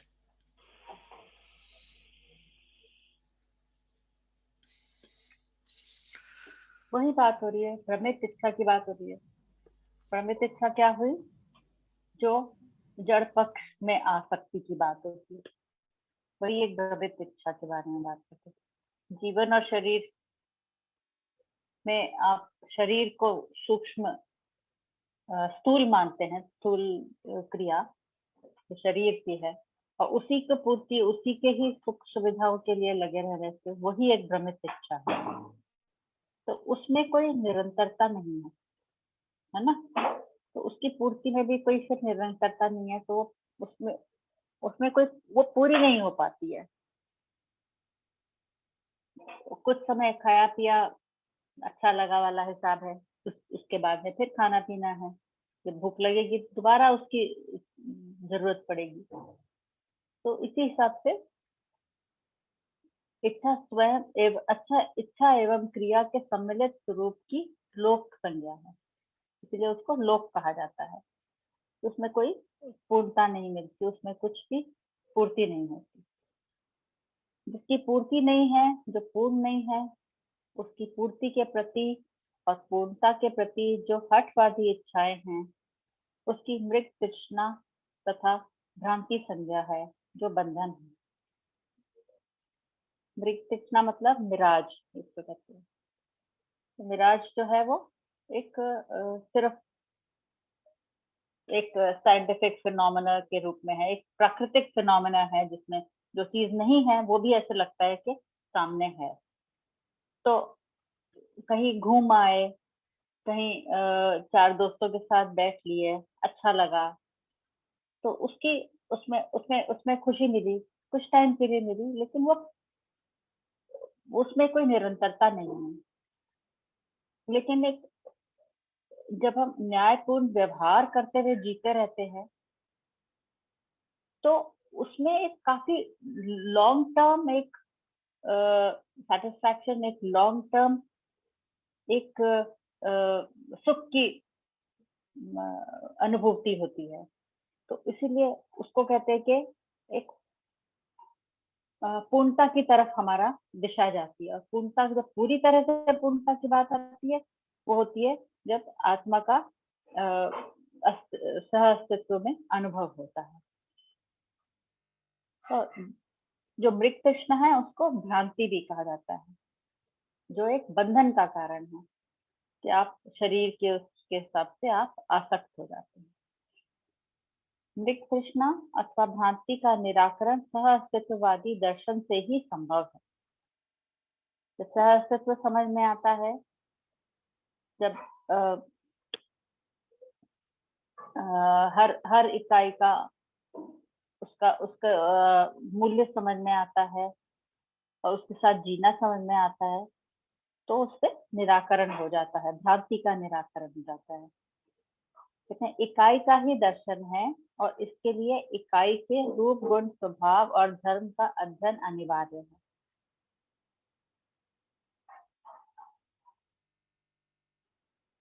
संपृक्त सृष्टि का कुल अध्ययन जड़, चैतन्य तथा व्यापकता के संदर्भ में ही है।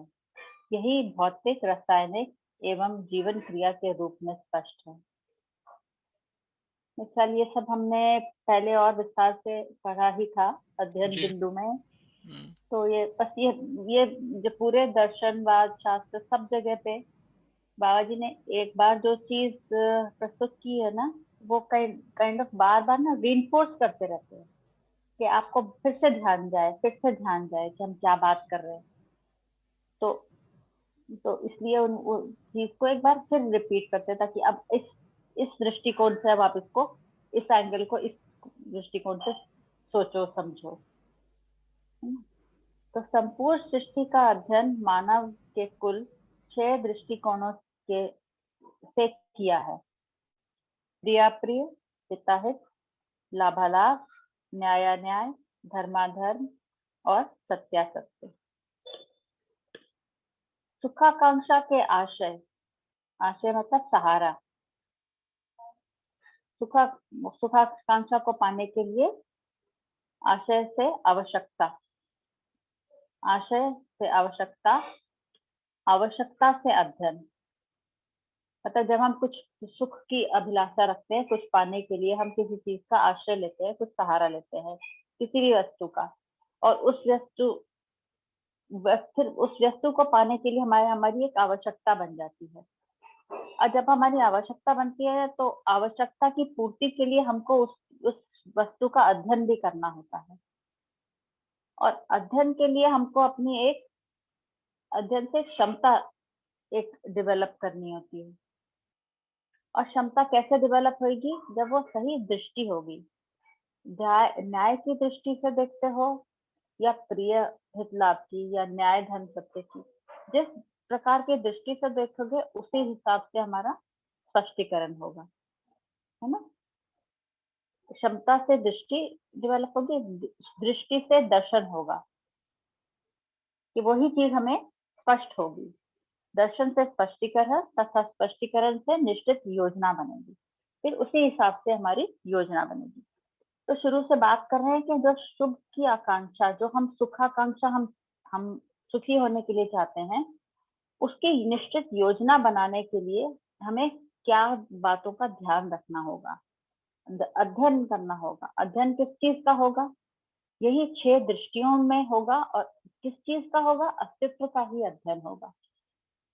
अस्तित्व में, अस्तित्व से अस्तित्व के लिए, अस्तित्व में सह अस्तित्व जीने के लिए ही अध्ययन होगा।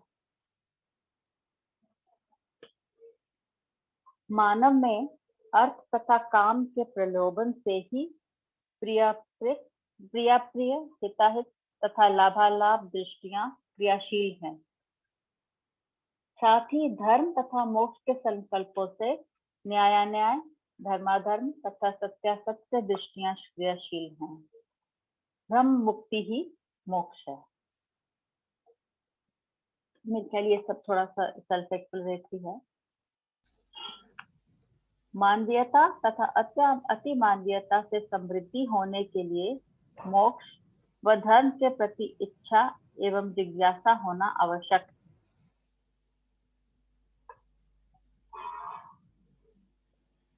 ब्रह्मवश सुविधा संज्ञा प्राप्ति के लिए की गई आरंभिक तैयारी ही प्रलोभन है। सार्थक प्राप्ति के संभावात्मक विचारों की आशय, जिसकी उपलब्धि के बिना तृप्ति संभव ना हो, उसे आवश्यकता संज्ञा है। इसमें समझ में आ रहा है कि ब्रह्मवश सुविधा संज्ञा प्राप्ति के लिए की गई आरंभिक तैयारी ही प्रलोभन है। तो सुविधा संज्ञा ही प्रलोभन के रूप में प्रस्तुत होता है। हम इससे काफी आकर्षित रहते हैं, ब्रह्मवश। लेकिन सार्थक प्राप्ति अगर प्राप्त होनी है तो उसके लिए विचारों, स्वभावात्मक, सार्थक प्राप्ति के स्वभावात्मक विचारों की आशय, जिसकी उपलब्धि के लिए तृप्ति संभव ना हो, उसे आवश्यकता संज्ञा है। या जागृति के लिए जो भी सार्थक वस्तु है उसको हम आवश्यकता कह रहे हैं। कुछ क्लियर हुआ? जी। आगे बात करते हैं अधिष्ठान। अधिष्ठान मतलब आत्मा। अधिष्ठान एवं अनुभव की साक्षी में स्मरण पूर्वक किए गए क्रिया, प्रक्रिया एवं प्रयास को अध्ययन संज्ञा है। जो जितने पात्रता से संपन्न है वह उसकी अर्हता द्वारा की गई रीति को दृष्टि और दृष्टि द्वारा प्राप्त प्रतिबिंबम क्रिया की दर्शन संज्ञा है। इसमें आगे का सेकंड को तो मेरे को थोड़ा एलैबोरेट करने में है, लेकिन जो अध्ययन की जो बात कर रहे हैं वो बात कर रहे हैं अधिष्ठान एवं अनुभव की साक्षी में स्मरण पूर्वक किए गए क्रिया, प्रक्रिया और प्रयास को अध्ययन संज्ञा है। तो बात थी कि अधिष्ठान मतलब आत्मा और अनुभव। तो हम अध्ययन कर रहे हैं वो हम क्या अध्ययन कर रहे हैं? जो बाबा जी ने आत्मा का अनुभव किया और जो उन्होंने उसके बाद में जो हमें सारा कुछ बताया, जो क्रिया प्रक्रिया जो कुछ हमें बताई, उसका हम अध्ययन कर रहे हैं।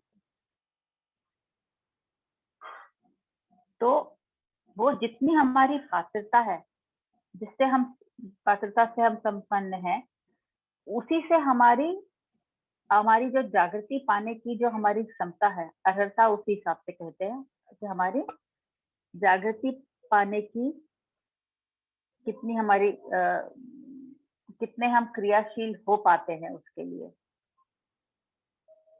उसी हिसाब से हमारी दृष्टि डेवलप होती है और उसी हिसाब से हमें पूरी की पूरी समझ में आती है। दर्शन का मतलब बेसिकली समझ में आ जाना है। सुनील जी, इसको और आप समझा सकते हैं या ठीक है? हाँ, बढ़िया दीदी। ये जो आत्मा जो लिखा है वो स्वयं की जो आत्मा है, और अनुभव की साक्षी मतलब तो दर्शन में बाबा जी के अनुभव की साक्षी में जो ये क्रिया प्रक्रिया उन्होंने बताई है। बाकी अर्हता मतलब जैसे जितनी मेरी पात्रता है उतनी मैं क्वालिफाइड हूँ ये समझने के लिए बेसिकली ना। और हाँ, दृष्टि और दृष्टि के बाद प्रतिबिंबन क्रिया की दर्शन संज्ञा है। तो ये जैसा लिखा हुआ है वैसे मेरे में प्रतिबिंबित हो जाएगा बेसिकली। तो जैसा दर्शन जैसा है मतलब एग्जिस्टेंस, वैसा का वैसा मेरे में प्रतिबिंबित हो जाएगा, बेसिकली रिफ्लेक्शन हो जाएगा, उसकी दर्शन संज्ञा है। मेरी दृष्टि उस हिसाब से डेवलप हो जाए और फिर हो जाए, ये मतलब हुआ ना जी। क्रिया मात्र ही दृश्य है जिसकी लोक संज्ञा है। दृश्य का दर्शन तथा अदृश्य जो कि व्यापकता है, सहज अनुभव प्रसिद्ध है। मतलब क्रिया का दर्शन होता है, मतलब अस्तित्व का दर्शन होता है, और जीवन का भी दर्शन होता है। जीवन को समझ लिया मतलब उसका दर्शन हो जाना, और व्यापकता जो है वो उसका अनुभव होता है। अस्तित्व ही संपूर्ण दृश्य है। व्यापक वस्तु में संपृक्त जड़ चैतन्य प्रकृति सहज अनुभव ही ज्ञानावस्था की इकाई के पूर्ण जागृति का द्योतक है। लोक तृष्णा से त्रस्त एवं इसमें व्यस्त समस्त प्रयत्नों में मानव को श्रम की पीड़ा ही है। इसीलिए मानव ने श्रम की पीड़ा से मुक्त होने का प्रयत्न भी किया है, जो मानव की क्षमता, योग्यता एवं पात्रता के अनुसार सफल अथवा असफल हुआ है। लोक भौतिक वस्तुओं की जो तृष्णा है, उसी में त्रस्त रहने से बहुत पीड़ा नजर आती है। वही उसके थ्रू भोगना, पीड़ा का अनुभव करना पड़ता है व्यक्ति को, उसके थ्रू गुजरना पड़ता है। इसीलिए उसने अपनी पात्रता योग्यता के हिसाब से इससे मुक्त होने के लिए बहुत प्रयास किए हैं। और कुछ सफल भी रहे हैं कई लोग, और कुछ तो असफल भी रहे हैं। मानव ने अमानवीयता की समीक्षा तथा मानवीयता और अति मानवीयता का अध्ययन करने का प्रयास किया है। उपरोक्त तीनों दृष्टि, स्वभाव एवं विषय का वर्णन पूर्व में किया जा चुका है। वो बात कर रहे हैं ना कि आपने अमानवीयता, मानवीयता और अति मानवीयता के दृष्टि, स्वभाव और क्या विषय है कि क्रूर सारे मानवीय दृष्टि जो है आपकी, धीरता, वीरता, उदारता, दया, कृपा करना, ये सब का आपने पहले इस बारे में वर्णन कर लिया है, बाबा जी बता रहे हैं। शून्य, व्यापक ही ज्ञान है, व्यापक ही सत्ता है। व्यापक सत्ता में संपृक्त प्रकृति सहज आचरण ही नियम है जिसको अस्तित्व में पाया जाता है। हर क्रिया नियम से नियंत्रित है।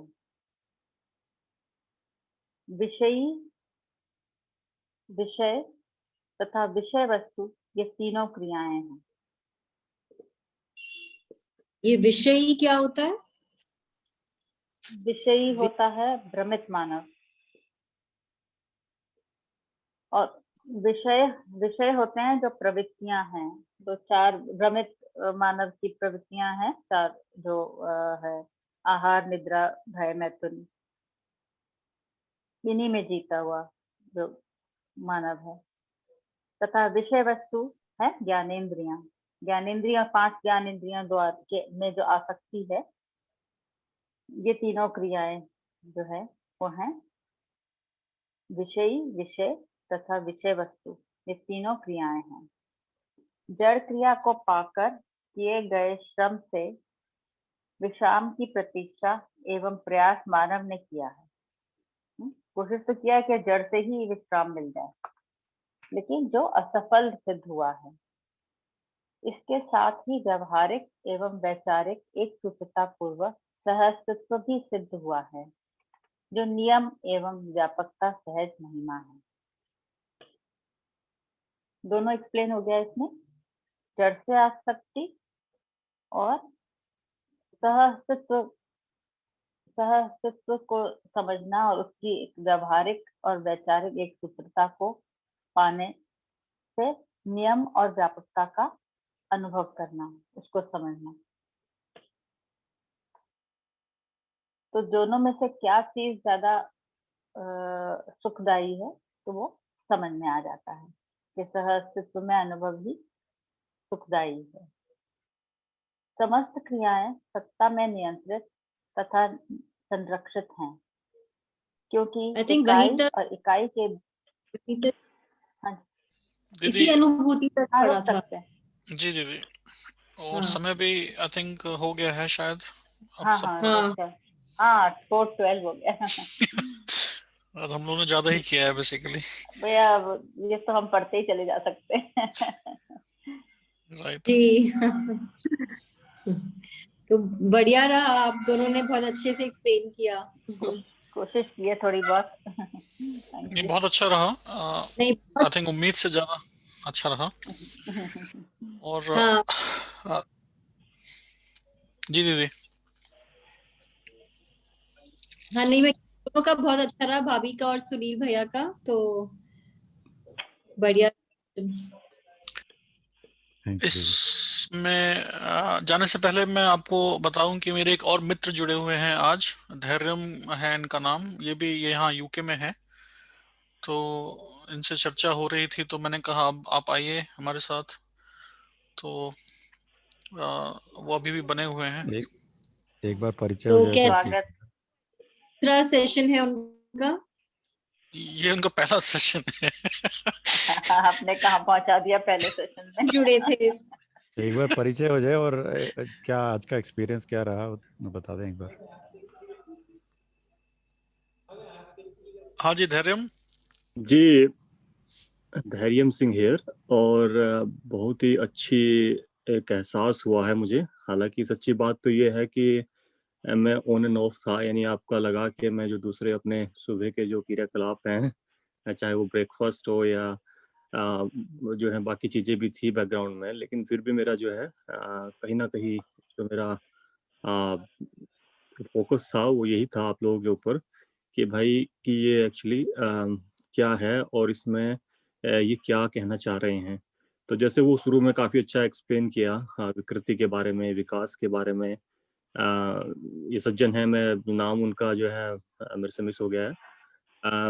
और बड़े अच्छे से एक्सप्लेन किया। ये जो भाभी जी हैं, मैडम हैं, इन्होंने भी बड़े अच्छे से एक्सप्लेन किया है। लेकिन हाँ, एक चीज़ मुझे ऐसा लग रहा है कि मुझे आपका जो सब्जेक्ट है उसमें थोड़ा-सा सेल्फ स्टडी की मुझे ज़रूरत है। और मुझे लगता है कि ये काफ़ी अच्छा है। एक एक एक भाई साहब ने भी एक बड़ी अच्छी बात कही कि मेडिटेशन आजकल हर एक कर रहा है, और मैं पिछले कई सालों से आर्ट ऑफ लिविंग से जुड़ा हुआ हूँ। ऑन एंड ऑफ हूँ, उतना भी सक्रिय नहीं हूँ, लेकिन वो लोग मेडिटेशन पे काफ़ी फोकस करते हैं। लेकिन वही है कि उन्होंने एक ऐसे ब्रांड नेम बना लिया है, तो वो ठीक है, लेकिन बात वही है कि उसको जीवन में पूरी तरह से लाना, एक तरह से एक योगी वाली लाइफ या एक अच्छी बैलेंस लाइफ जीना, वो बड़ा जितना आसान दिख रहा है इतना है नहीं। तो वो हो सकता है कि आपके माध्यम से, आपकी इस छोटे से ग्रुप के माध्यम से शायद हम उसे अचीव कर पाएँ। और मेरा देखिए फोकस ये है यहाँ पे कि although I'm also from the geoscience background like Rajat, लेकिन मैं थोड़ी-सी अपनी भी मार्केटिंग कर लेता हूँ कि मैं एक इमोशनल फिजिकल वेलबीइंग प्लेटफ़ॉर्म बना रहा हूँ पिछले कुछ महीनों से, और वो अवेलेबल है करीब-करीब। तो उसमें मेरा फ़ोकस ये है कि भई लोगों की मदद हो, चाहे वो जिस भी उसमें हो, स्टेज में है अपनी लाइफ़ के, चाहे वो टीन हो, चाहे वो रिलेशनशिप में है, चाहे वो पेरेंट्स है, हैं? घर से जो है आजकल जो पेरेंटिंग जो और जो वो जो चल गया है होम मेकिंग, उस स्टेज में हो। तो कहीं न कहीं जिस वो बॉदरेशन में है, उस स्थिति से उसको बाहर निकाला जाए और वो एक एक अच्छी और नॉर्मल लाइफ़ लीड कर सके। तो उसके लिए एक प्लेटफ़ॉर्म है, अभी बन रहा है, लेकिन प्ले स्टोर पे अवेलेबल है। लेकिन वही है कि इसमें आप जैसे लोगों की मुझे ख़ास तौर से ज़रूरत पड़ेगी, क्योंकि आप लोगों का जो जो डीप रिसर्च है इस सब्जेक्ट के बारे में, वो कहीं न कहीं काम आ सकता है, और आपका आशीर्वाद है और आप सहयोग देना चाहेंगे तो यू आर वेलकम। यही मैं कहूँगा। थैंक यू जी। Thank you for your time. जी जी भैया, बहुत बढ़िया। और मेरे ख्याल से एक इनिशियल कॉन्टेक्स्ट इसमें ना बनाना मेरे ख्याल से बहुत ज़रूरी है। तो उसके लिए परिचय शिविर होता है, और उसके काफ़ी सारे मतलब यूट्यूब में प्लेलिस्ट अवेलेबल हैं। तो मेरे ख्याल से रजत भैया आपके साथ वो शेयर कर देंगे, तो एक बार इनिशियल वो बैकग्राउंड मतलब एक कॉन्सेप्ट क्लियर हो जाएगा ना, तो फिर और भी मतलब ये जो जो अभी सेशंस जो चल रहे हैं उसमें और भी क्लैरिटी के साथ चीज़ें क्लियर होगी। तो रजत डेफिनिटली। भैया आप शेयर कर देना इनके साथ में। जी जी बिल्कुल, धन्यवाद। आई थिंक टाइम हो गया। जी, कल थैंक यू। हम लोग उसी समय पे मिलेंगे। धन्यवाद, नमस्कार एवरीवन, धन्यवाद, नमस्कार। Thank you all. Thank you. Bye.